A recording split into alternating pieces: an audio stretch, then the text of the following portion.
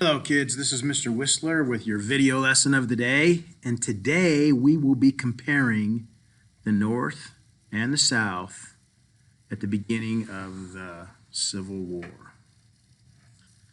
going to start out with some vocabulary, and I want you to get out your learning guides and write these definitions on the vocab page of your learning guide.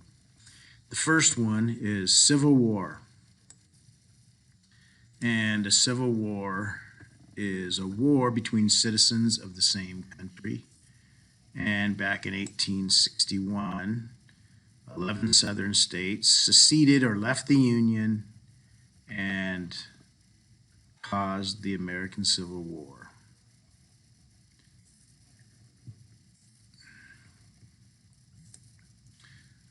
Union. The Union is the North, or the United States.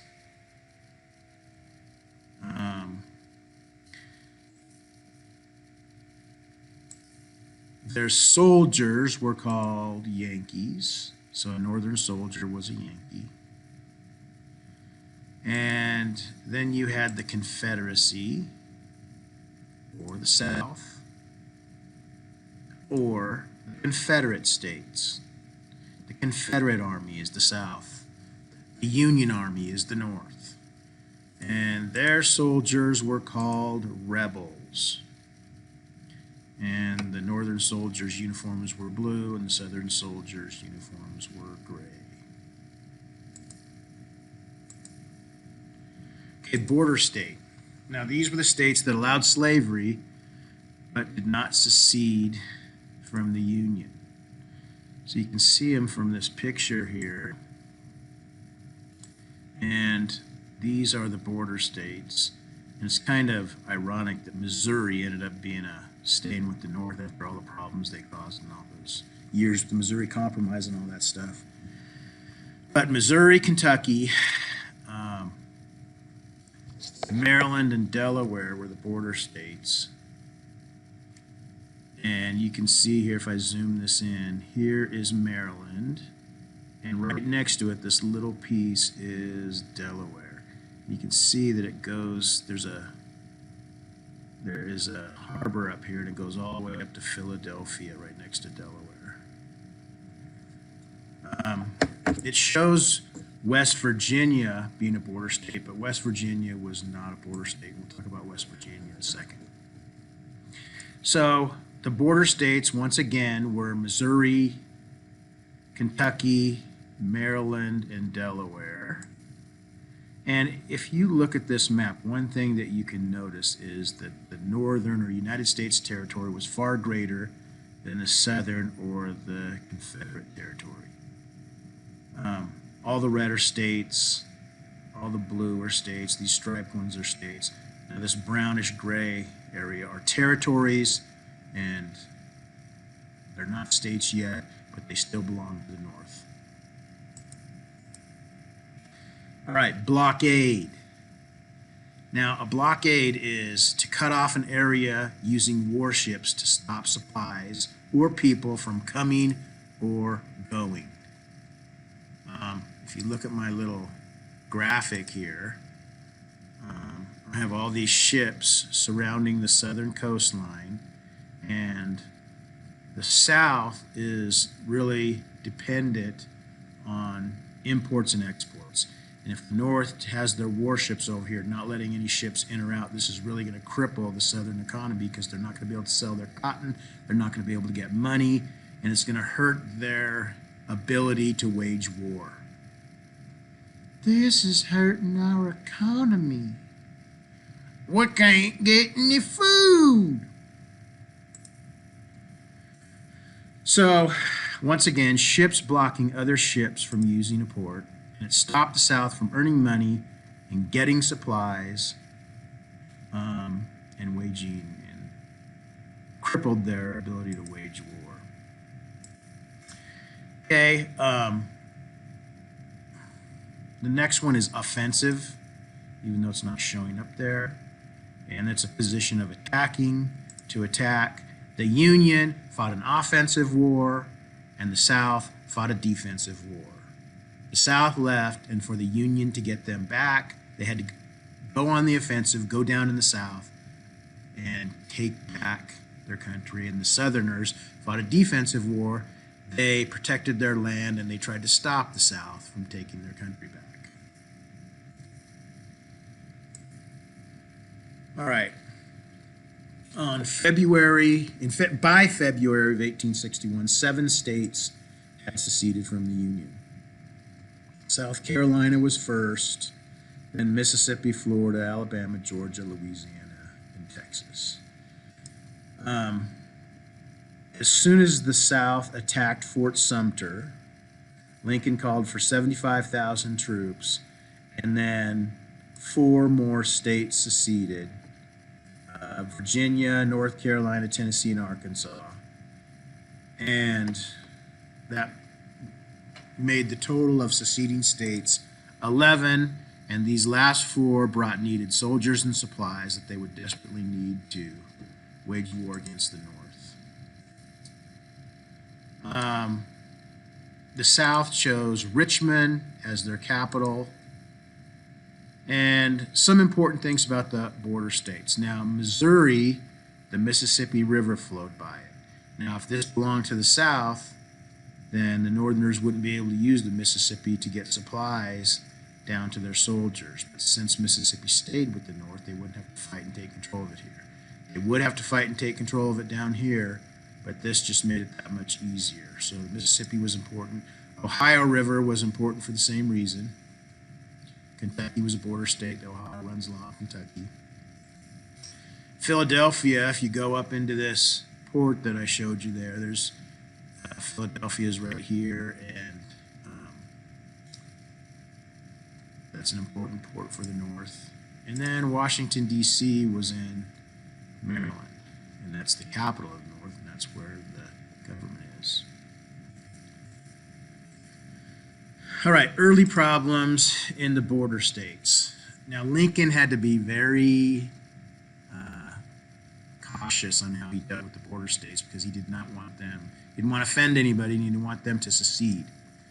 So there were mobs in Baltimore causing problems. These guys were out there trying to stir everybody up so they would secede, pro-Confederate people, and they were burning railroad bridges and cutting telegraph lines. And Lincoln, like I said, had to be very careful how he dealt with these problems, or these states might secede. For example, if Lincoln said, okay, since you guys stayed with the North, you can no longer have slavery, well, that might cause him to leave the Union. Or if he took an army in there where these guys were doing this stuff, then the state might think that they were being invaded and they might secede. So he had to be very careful. So with these mobs in Baltimore, he sent some police or some people in plain clothes, and he rounded all these troublemakers up and he threw them in jail. And he just left them there. And that basically violates the Constitution, because you can't throw someone in jail without giving him due process. Remember the Fifth Amendment? You can't take someone's life, liberty, or property without due process. Well, during times of war, you can suspend people's constitutional rights. And that's what Lincoln did. Now, when Virginia and Tennessee and Arkansas and North Carolina seceded, this part of Virginia didn't really want to go. The people in northwestern Virginia here had more things in common with the people of Ohio and the people of Pennsylvania than they did with the slaveholders down here in Virginia. So they got together, had a convention, and they decided to secede from Virginia and stay in the North. So that happened in 1861, and then by 1863, West Virginia was officially created another state for the North. So that's why West Virginia wasn't actually a border state, because this part of Virginia never did secede. All right, Northern goals. Their goal at the beginning of the war, they had one goal, and that was to get the South back. As the war progressed and things happened, they decided to add another war goal, and that was to end slavery.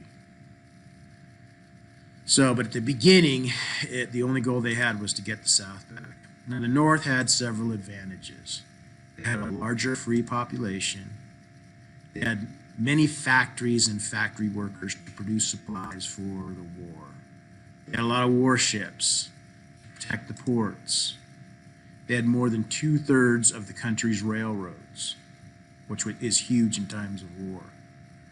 They had the military leadership of Ulysses S. Grant, and they had trouble early on in the war getting a general that could win.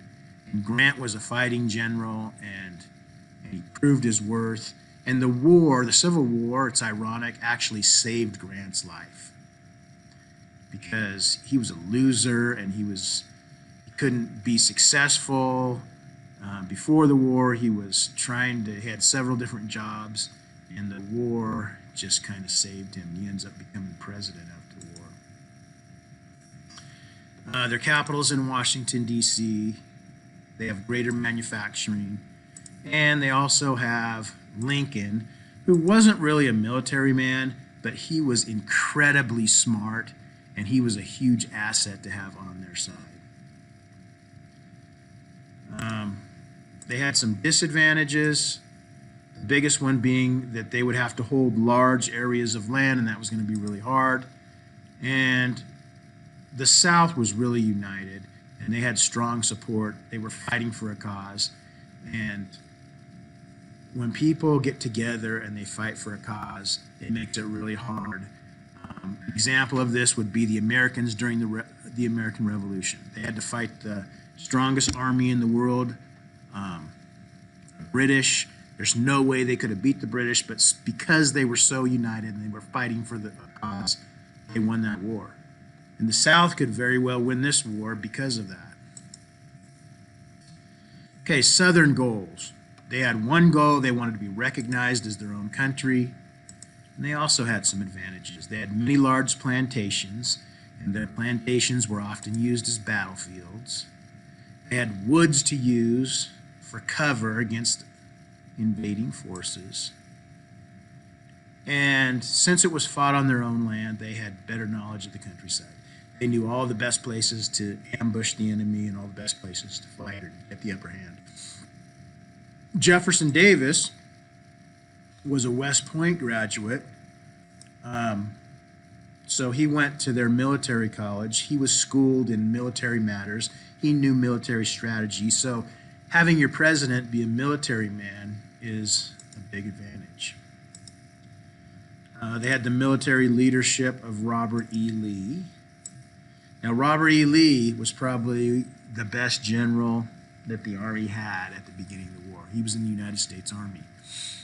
And when the war broke out, Lincoln offered Robert E. Lee to be the head general of the North.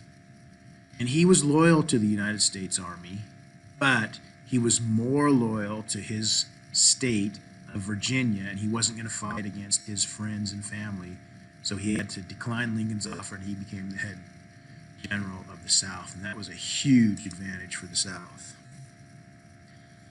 The South fought mostly a defensive war. Their capital was in Richmond, and they had, it was part of their culture to send their young men to military schools and academies to train these kids in military ways. So a lot of these younger kids went to military schools. So West Point was like a military college, and these military academies they had in the South were like military high schools.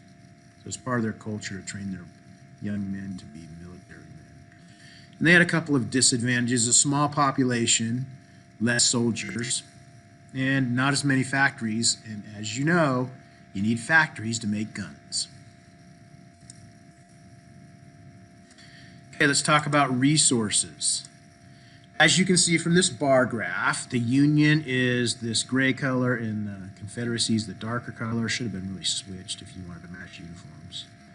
And you can see just about in every category, the North has more resources than the South. Now it looks like they're most nearly equal in exports. It's only 56 to 44. So the South exported and imported a lot of stuff, but so did the North. And it looks like their greatest disparity or difference is iron production, 94-6.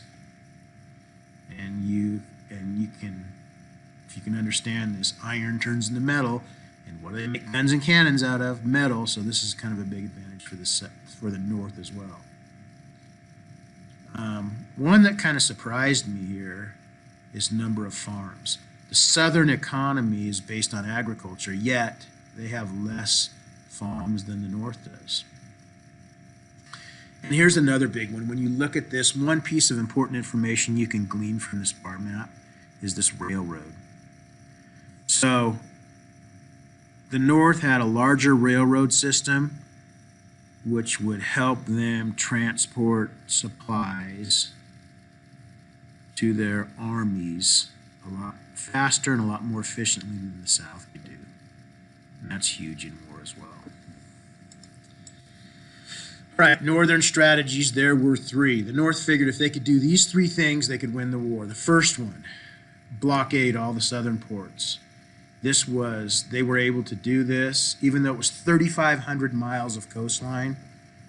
And they didn't stop every ship from getting through, but they probably stopped 3/4 of their trade, which crippled their economy and their ability to wage war. And take control of the Mississippi. If they were able to take control of the Mississippi, they could basically split the South in half and cause problems for the Confederate Army. And the last one was to take the capital, which was Richmond. And once you take a country's capital in war, a lot of times you'll win because that's where their government and leadership is located. All right, that is our lesson. Now here is the notebook. Now I'm going to have you glue the second page of your note taker. You're going to finish your note taker, but you're going to glue it onto the left side here, and you can see the back side of it here. But then the first page of the note taker, I want you to glue as a flappy. And this is what I mean by this. I want you to just put glue on the left side here on the bottom part of this. And I want you to paste it just right here along this line that I'm tracing. And then if you need to see the bottom page, you can fold this back. You can flap it back. That's why I call it a flappy. On this side, you're going to make a mind map of the advantages of the North and the advantages of the South, and draw little visual representations of these. I made some here really quick the other day. So I have large population, I have Grant, I have warships, I have a factory here, I have railroads and factory. I have an arrow pointing to these cannons, and I wrote North over here. And I wrote South here, and they have Lee, they have these military colleges, they have Richmond, they have woods, they have plantations, and they have better knowledge of the land. I have a sign that says this way. And then your writing assignment, when comparing the North and the South at the beginning of the Civil War, what do you think was each side's greatest strength and why? So write me a little paragraph. Don't just say what you think their greatest strength was. You have to tell me why. You have to give some reasons. And that is your video lesson of the day. And I hope you guys learned something. And this is Mr. Whistler signing off.